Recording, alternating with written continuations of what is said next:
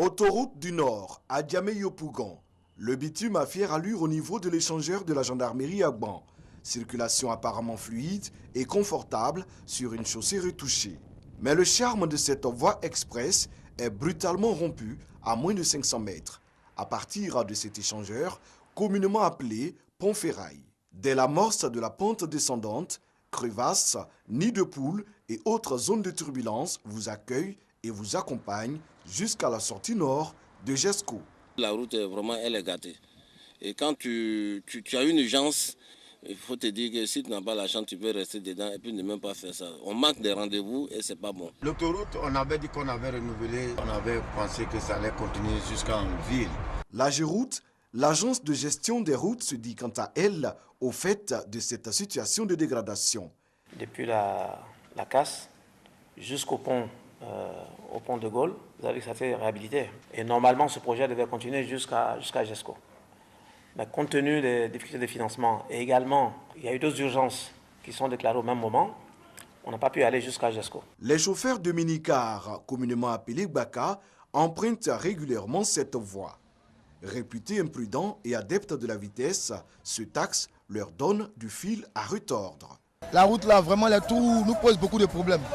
En descendant la côte, il y a d'autres dames bizarres qui sont là. Tu vois, quand tu es trop en vitesse là, avec non, tu peux perdre l'élan et puis là, créer un truc. Une voie aussi mal en point, combinée à l'imprudence des conducteurs, c'est la porte ouverte à tous les dangers. J'étais déjà témoin, j'ai perdu un collègue là même. J'ai cassé 2 fois le pneu ici, par la grâce de Dieu, j'ai pu me sauver.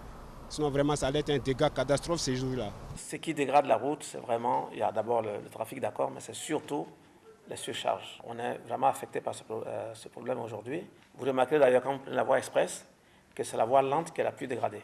Donc on appelle la voie la plus à droite, où passent généralement les poids lourds.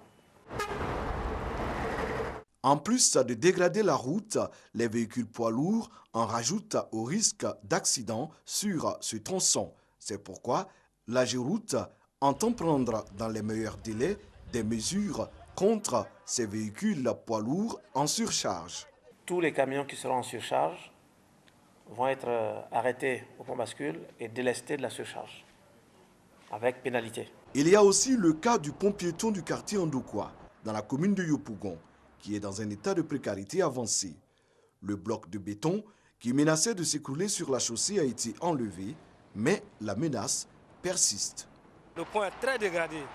C'est devenu une piste maintenant. C'est trop gâté. Pour descendre même ce problème, pour monter ce problème, s'il pleut même, il y a les gens même qui tombent, qui cassent leurs pieds, leurs bras tout ici. Ce n'est pas la structure du pont piéton qui est en cause pour l'instant. C'est les remblais. Donc ça, c'est quelque chose qui est inscrit dans le programme d'urgence. Et d'ici 2-3 mois, vous allez voir que ce chantier va commencer.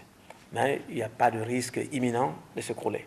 Ici encore, les poids lourds surchargés, ne respectant pas la hauteur maximum de 4,50 m, sont pointés du doigt. Un des phénomènes qui ont affecté ce pont piéton, c'est que les camions sont trop hauts, viennent donc buter contre le tablier du pont. C'est ça qui peut l'affaiblir et qui peut un jour créer des problèmes. Restons sur la même autoroute, mais cette fois sur l'axe Tumodi-Yamoussoukro. Ici, le mauvais état de la nouvelle route fait des dégâts. C'est vrai qu'on nous dit que c'est les transporteurs qui font des mauvais chargements, mais toutes ces routes qui ont été faites par nos entrepreneurs de maintenant, dès qu'ils finissent de faire la route, en une semaine, 1 mois, 1 an, vous voyez que la route est dégradée. Pour moi, personnellement, si le goudron était bien fait, les gens allaient rouler paisiblement. Mais la matière que les gens utilisent même pour faire nos routes, ce n'est pas de la bonne qualité. Et je voudrais même que le ministre des Infrastructures jette coup d'œil désormais quand on donne des marchés à ces entreprises-là. Après le travail fait, il faut qu'il y ait vraiment des garanties. La question que beaucoup d'Ivoiriens se posent, qu'est-ce qui s'est passé pour que la route soit dans un état de dégradation aussi rapide? Nous allons donc, en rapport avec le Premier ministre, je pense qu'on va demander son autorisation pour que les entreprises donc, qui vont réaliser des travaux où des malfaçons vont apparaître et des dispositions soient prises pour que ces entreprises-là ne puissent plus exercer dans notre pays. Le message du ministre a été entendu. Le Conseil des ministres du 30 mars 2017 a adopté une communication relative au renforcement des sanctions à l'encontre des acteurs de la chaîne de réalisation des travaux routiers. Une interdiction de participer à des marchés publics d'infrastructures routières pendant 3 à 5 ans pour le bureau d'études, le bureau de contrôle et l'entreprise de travaux fautifs. De nombreuses zones critiques existent sur l'ensemble des 230 km de l'autoroute du Nord.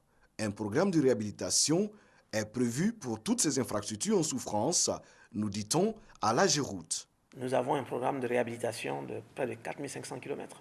Toutes les zones seront touchées et Abidjan va bénéficier d'un programme spécial qui fait près de 400 milliards. La voie express doit faire l'objet d'une vraie réhabilitation. Pas seulement de passer un tapis, mais c'est de reconstituer la chaussée à neuf. Et ces programmes vont commencer avant la fin de l'année 2017 ou début 2018. Fin 2017 ou début 2018, les automobilistes doivent prendre encore quelques mois leur mal en patience.